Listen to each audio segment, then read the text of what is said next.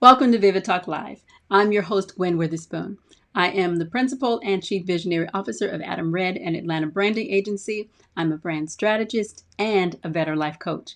Vivid Talk Live is all about your personal and professional development. I am here to help you learn a fresh way of thinking and doing for all you were designed to build.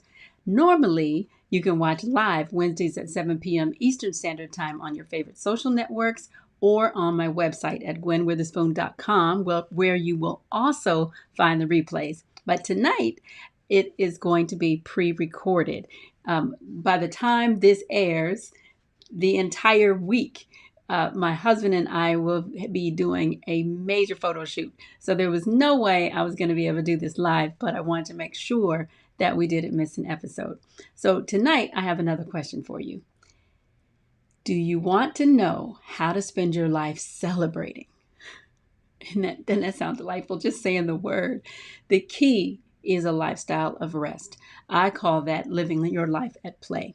Now, what would it feel like to release stress, to supercharge learning, to boost innovation, and even improve your relationships? That's what we're talking about tonight.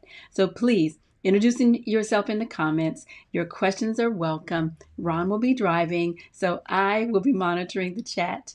And I want to thank you so much for joining. Please share the link to invite your friends, tell them about the replays, and we'll get right into it after this.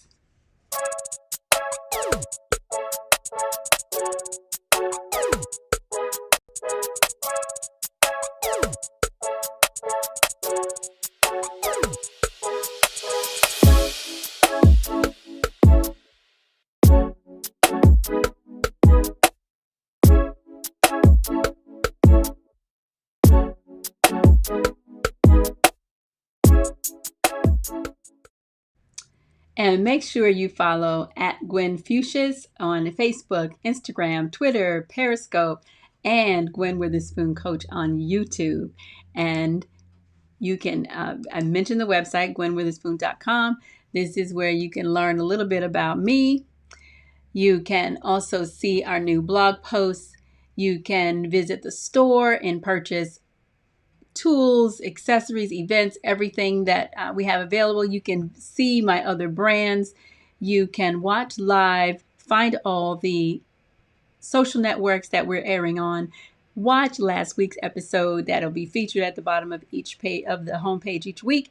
And then you can also watch more replays and you can see all of our episodes. I think we're at 30, 30 episodes now. As of this taping, our new blog post isn't up, but I will have that up before this airs. And so at the end of each of the blog posts beginning in November, there is also a quiz. So when you enter that quiz, when you submit the quiz, you will be entered to win a Vivid mug. So we have a weekly drawing going on now. When you take the quizzes, not only are you going to learn some really great vital information about yourself very quickly, right? It's what you get instant gratification because you can answer a few questions, you get to the end, you get an answer. And in a couple of cases, I'm starting to give you some advice, give you some other resources. And so you just want to make sure that you get to the end of those blog posts and take each quiz. And every time you submit a quiz, you'll be entered to win. So if you've already got your Vivid mug, then we'll find something else fabulous for you. But so tonight's title is The Play Formula for a Lifestyle of Rest. Right? Just saying the word celebrate. How would you feel if you could spend your life celebrating a lifestyle of rest? I had never really put it that way before until I came up with that title. And I mean, doesn't that sound delightful? And I've got a bunch of definitions for you tonight. It's interesting. I spent most of this morning, could not sleep, woke up super early, and spent most of the morning, probably about 5 or 6 hours, just going through notes from old flip books that I had marked and organizing them. And so it's just amazing how these messages, these episodes, these talks have been forming over, years and years and years of study. And it's interesting to go back through those notes and just really start seeing it all coming together. Just when you don't, even though it came from me, it's interesting when you read the notes to just see how it's all happening and the connections that I see now that I didn't see before. So I always say that notes are like prophecies to you. And that's why it's so important for you to be able to capture your thoughts, your ideas, your inspirations, all those things in one central location. And so that was one of my motivations for the flip book. And one of the things that people that have been using it for all these years have told me that they really appreciate, that they have one place for everything and it's customizable. Like it's, especially this new version, we're doing a new version that you're going to be able to move things around and really, really customize it. And so I think it's going to be, I know it's a really powerful tool. And so I really want to encourage you to register for the Flip Productivity Workshop that we have coming up on December 27th. It's a 3-hour intensive. Whew, now, even that, a 3-hour intensive sounds intense. But the thing is, you need to set aside some time before we get to the new year. It's just a few days before the new year. So you can just kind of set your path and set the tone for the beginning of the year. I love press and reset on January 1. I love it. Even if it's not true, mentally, emotionally, everything feels like I get to start over. And so you get to do the same thing. And let's go into the new year together, fresh, with our thoughts organized. That's the first thing. Thoughts organized, and get some basic concepts under your belt that you can apply specifically to your personal brand, to your business, to your ministry, to your organization, whatever it is that you are building, so that we can go into the new year with expectation and prepared and disciplined, so we're ready to do the work that it's going to require for us to step into this next phase of building. Okay. But and so that was just, it really was an unintentional commercial, but I really, having this library of all these old flip books is just a really powerful tool during this stage of my life and my business. And so you need to have the same thing. And it's something about the flip book itself, having the structure and the sections, and one side for planning, one side for producing, having both of those things, those elements in one place, and having, I call them power tools. They're accessories that you can use to pimp your planner and customize it, and really just make using it much easier from day to day. Something about that's having that system and the concepts to kind of guide my plan and guide my productivity. Something about that is just special, because I mentioned I'm in the middle of redesigning it into a different, more customizable system. So while I'm doing that, I don't want to start using one of my old flip books. I want to use one of the new ones, and they're still being printed and all of that. So in the interim, I have been using a notebook that I got at a convention, and it's just not the same writing down random notes. Having things in place and in order, there's just really no place for it. No replacement for it. You really want to be able to calm the chaos. I call it clear the brainstorm. And, our brains are constantly bombarded with information, and then it just leads to chaos after a while. And having a clear system of organizing your thinking, writing your vision, having a place to keep notes so you can find those reference points when you need them, so you can make the connections that you need, and you can make good decisions and create strategies to move you forward and that to guide your action. Nothing better, right? And I love helping you do that. So please go ahead and go visit my website, gwenwitherspoon.com. Go to the store and look for the Flip Productivity Workshop. You want to register for that as soon as possible, so we can get you that brand new flip book in the mail. Whew, okay, so the play formula. I looked up, I mentioned I got a bunch of definitions tonight. And so stick with me. Pull out a notebook until you get your flip book. Pull out some paper or just your notepad on your tablet, and write down some of these definitions. So play, the Oxford Dictionary defines just the general word play as to engage in activity for enjoyment and recreation rather than a serious practical purpose. And so that definition doesn't completely do it for me, but it does. It is a part of the puzzle. Okay. So when we talk about play in regard to children, play develops imagination, dexterity, and physical, cognitive, and emotional strength. Now, for adults, adults are encouraged to play as well, but for adults, play relieves stress, improves brain function, fuels imagination, increases problem-solving abilities, and fosters emotional well-being. You see a pattern, right? I personally define play as effectively doing while delightfully being. Right? What do they say? Everything I learned about life, I learned in kindergarten.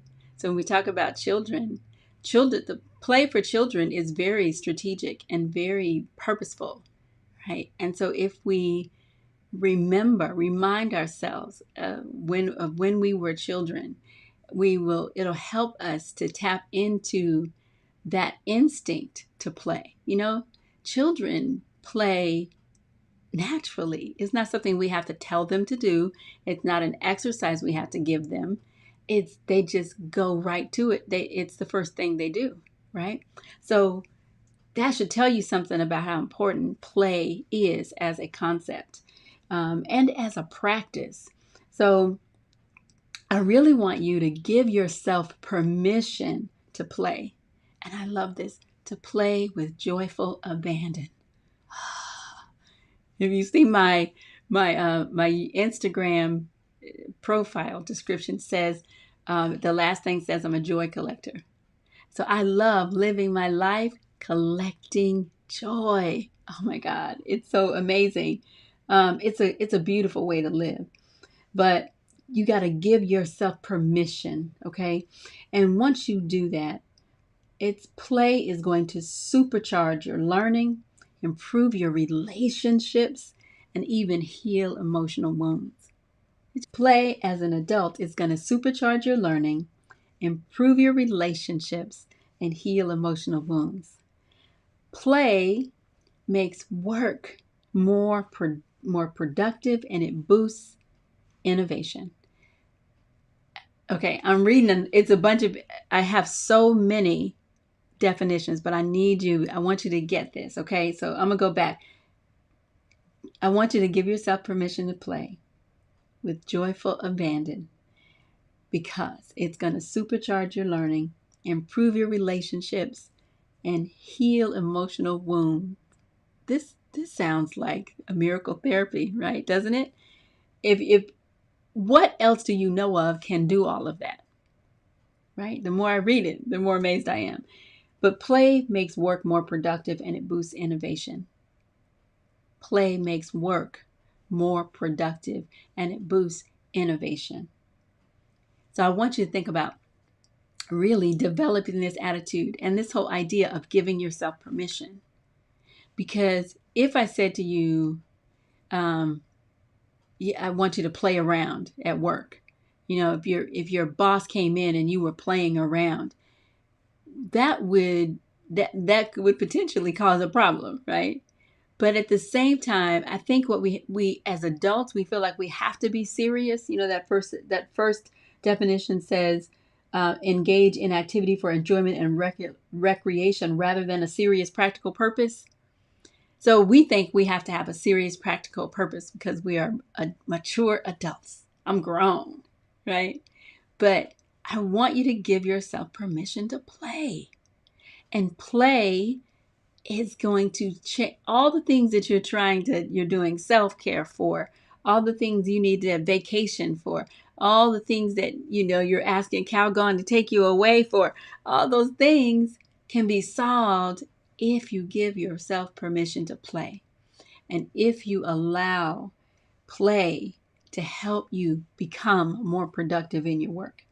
Now, and so more definitions. So work is defined as activity involving mental or physical effort done to achieve a purpose or result.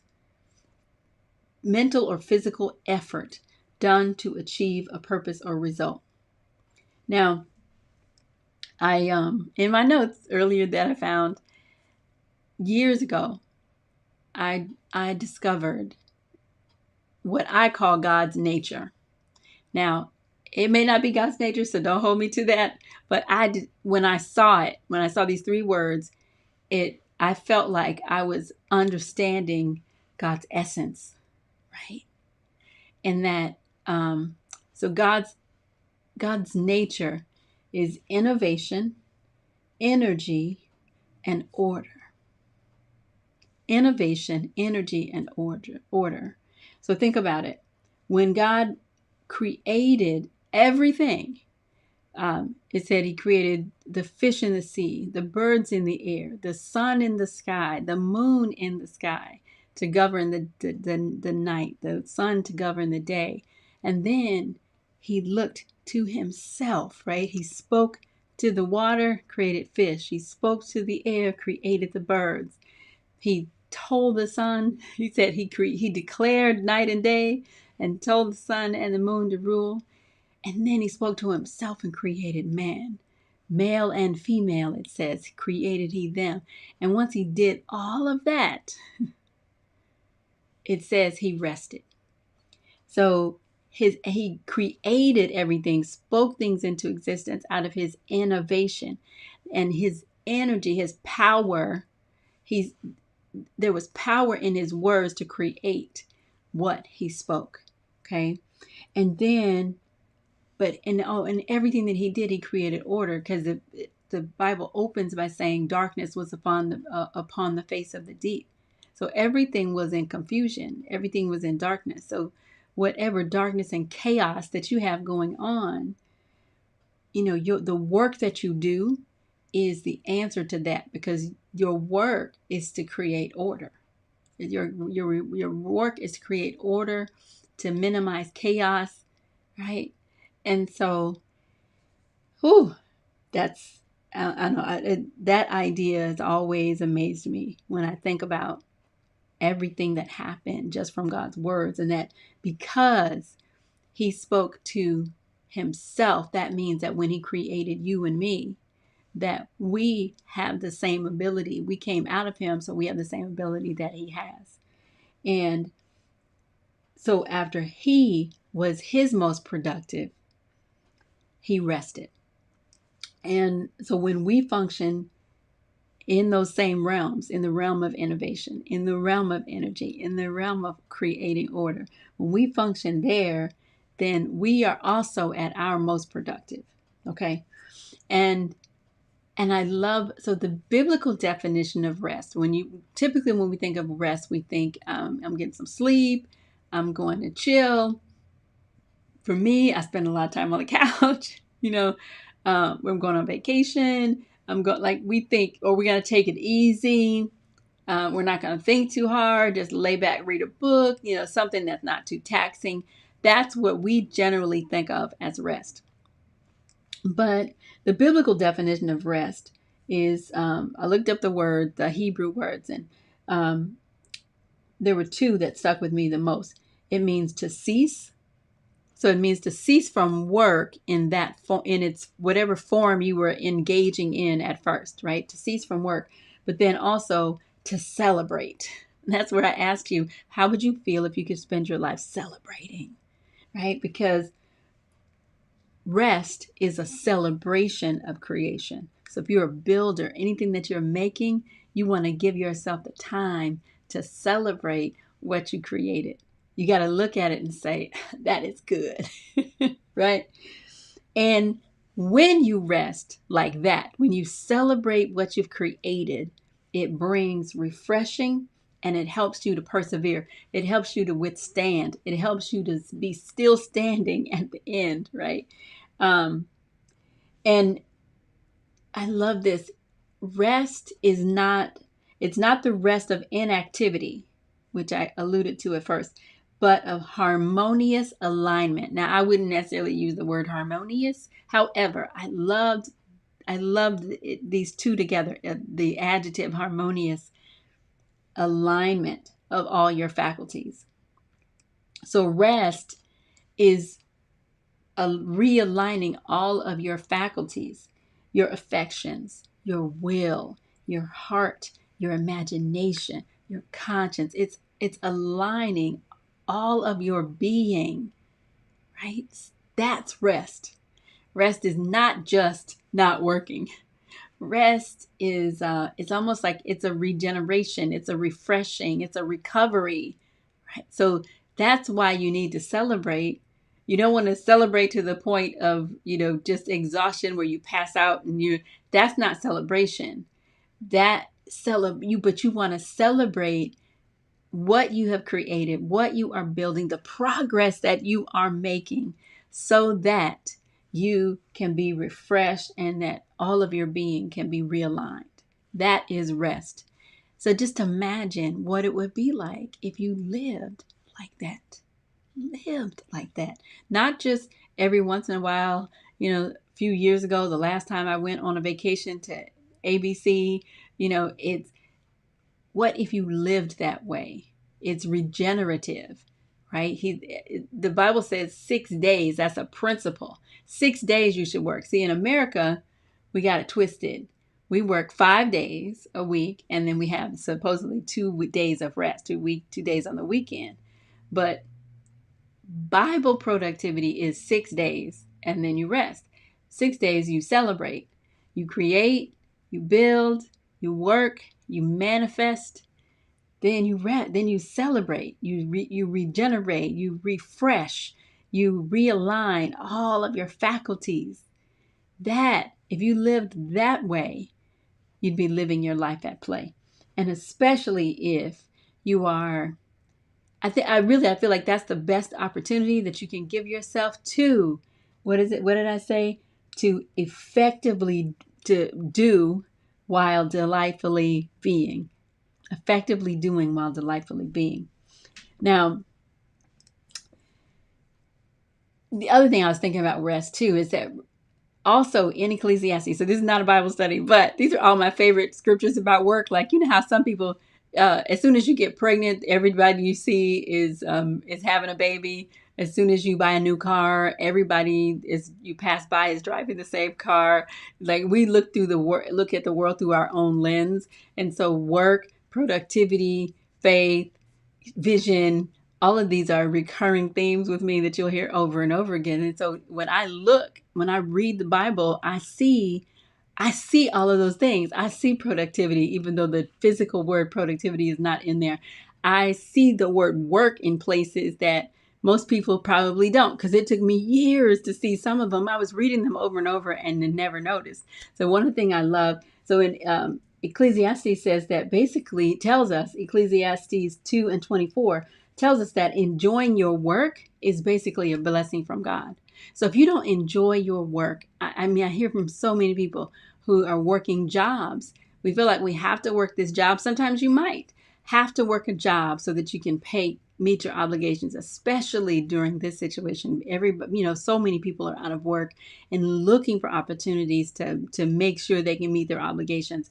So you might be doing something that does not feed you in any way, but other than food, right? Other than physically, or something that you despise doing, something that has just become lifeless and drudgery for you. And so that is not your purpose. That's not what you were put on this earth for. And so what if you could live your life at play? What if doing and working and being and existing could be a delight? What if every action that you took was an exercise in innovation? If it was, if you were, what did I say? If you were supercharging your learning, if you were just on overdrive, but not overwhelmed, but overdrive, and you were propelling into every day and not dragging. How beautiful would that be? And then work should not, what I just described, work should not be anxious, hard labor. It just should not be. That's not what we were intended for. Now, you could be in a season where that's going on. And, when you start out, especially, in my younger days, I had jobs that I had one at an insurance company. It just felt like my soul was leaving me. It was just so dull. And so not 1 ounce or iota of creation. And the culture was very limiting, and you almost had to ask permission to get up to go to the bathroom, and you were in a cubicle, and I was used to a creative environment, and having to work there was just the worst ever. My son is a very gregarious. He's one of those people who needs people. I like people. He needs to be around with people. And so if he was stuck in a cubicle having to work, it would be probably the worst situation I can imagine for him, because personality wise, that is just so far outside of who he is, right? So work should not be like that, right? And so what I wanted to do is talk about the play formula. You've heard me say this before. I've created what I've come up with as what I call the play formula. So strengths plus meaning. And every time I do this, it's hilarious because I hated math. I mean, I can do math because I'm organized, but I've always hated it. I remember growing up trying to, thinking I knew I was going to college. I was going to study art. And I thought, as soon as I get out of high school, I can't wait because I will not have to ever take math again because I'm going to be a creative. And of course, the first assignment at my first agency creative job, I needed to divide like 24 inches into 5 panels.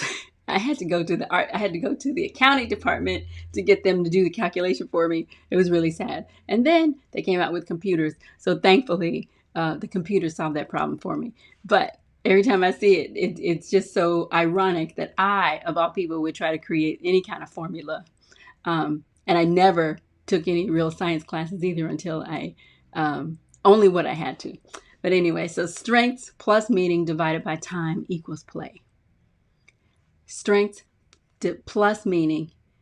So you have to, we talked about strengths before, so I'm not going to dwell on that too much. But strengths, you could really kind of think of those two as your gifts.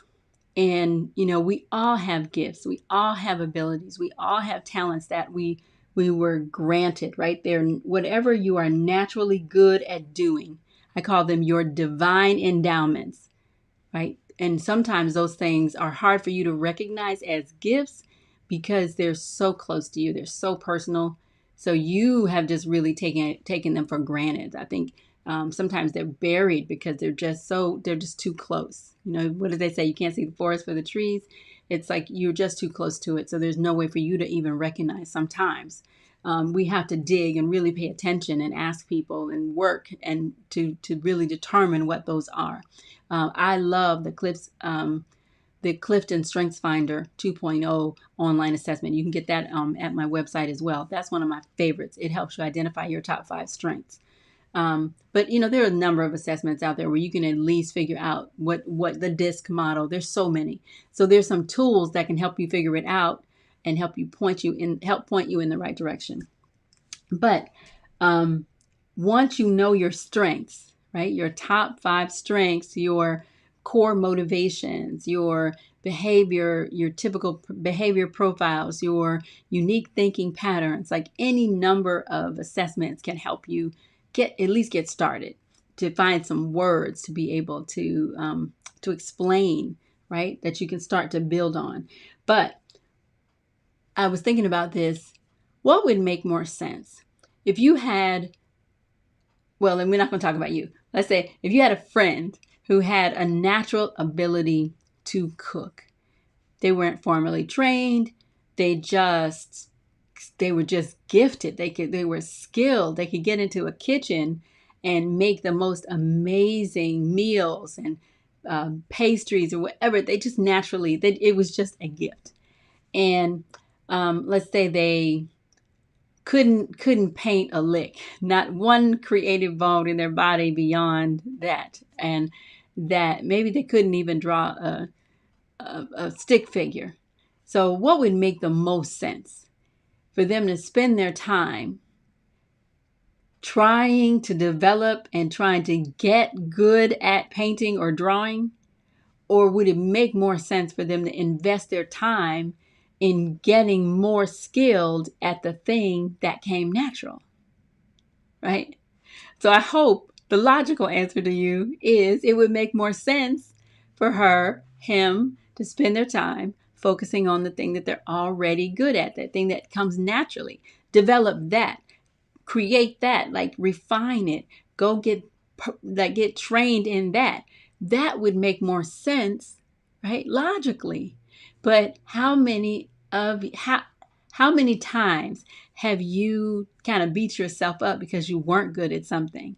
Or even your children, they come in, maybe they're not good at math and you're browbeating them because they're not getting math right, but maybe they are a creative person and they're doing this really well over here, and they can take their creativity and apply that to English or some other thing, right? How can they apply their creativity to math to help them and maybe they just do what they need to do to learn basic fundamentals, but they invest most of their time in the thing that they're good at. I'm telling you, if we do that, when we do that, we will get to a place where we literally make our weaknesses irrelevant. So the concept of focusing on your strengths, I can't really state that enough. But then, meaning we want to take your gifts and add that to the things that are most important to you, to your values. If you could define your values in 3 words, I've asked you this before, what would they be? And so when you do work, and I love this, when you do work that connects your head and your heart, it creates energy, right? Energy is created, just brain power. I think we talked about, I mentioned that, what was that, about your brain when it comes to play. For adults, play relieves stress, improves brain function. So energy is created and it helps your brain to function better. I don't know all the science of it, but energy is created when you connect what's going on in your head to your heart. And then that energy activates your brain cells. It stimulates them. It increases your motivation. It increases your passion, and helps you to go after your purpose more intentionally and fully, right? So meaning is, it's just really a valuable component. If you know what your strengths are, but you're not using those strengths toward anything that matters to you, that's valuable to you, then you're missing a very important piece of the equation. So, but if you're using your gifts and you are building your life on increasing the strengths, the talents, the gifts that you already have, and you were using them in ways that was meaningful to you, that mattered, that was consistent with the things that you value, your core essential values, then you divide your time doing those things only, like you focus on that, or you emphasize that. Maybe you can't only do those things right now, but if you invest more time in it, after a while, you'll be able to let go of those things that don't fit in those 2 categories. And time. So time is equivalent to purpose. And I like to say that time is the currency of life. And it's something that you invest. We spend time, right? We always say, "Oh, how do you spend your time?" Well, when you live this way, you're investing your time. And you're investing your time because you are expecting a return. You're expecting something. When you are working and it is hard labor and anxiety-ridden, toil, you don't want a return on that. You are not fulfilled. You don't feel like you are achieving anything. But that is not something that you want to increase, right?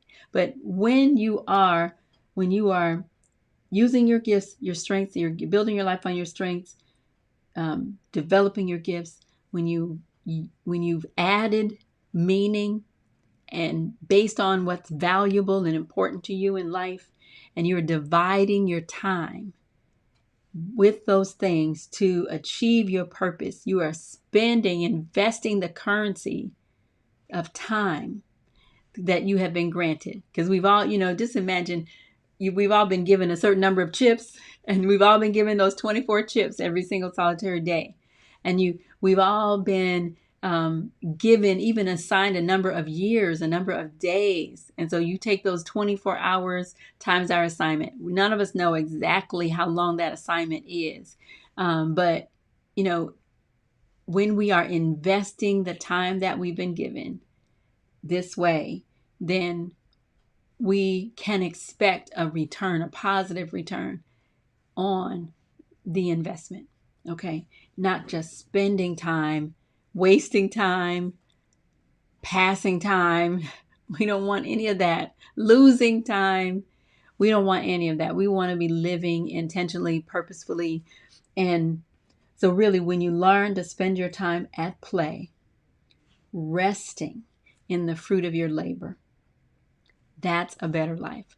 So, when I talk about I'm a better life coach, I want to help you get a vision for every area of life so that you can have a better life. Whew, that's good. I don't have anything else to add to that. Again, today's topic was the play formula for a lifestyle of rest. And I pray that that becomes a reality in your life. And I'm going to keep pressing in. I'm living that way. It's a delightful way to live for real. And I want to do more. I want to do more, become better, and just continue spreading the delight and the joy.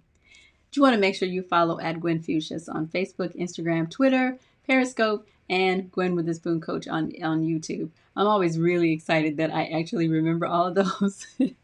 But and then also go to gwenwitherspoon.com to watch the replays, to read the blog posts, to take the quiz, to shop in the store, register for the workshop, and contact me and more. And also subscribe to Vivid Talk Live to the newsletter, gwenwitherspoon.com/subscribe.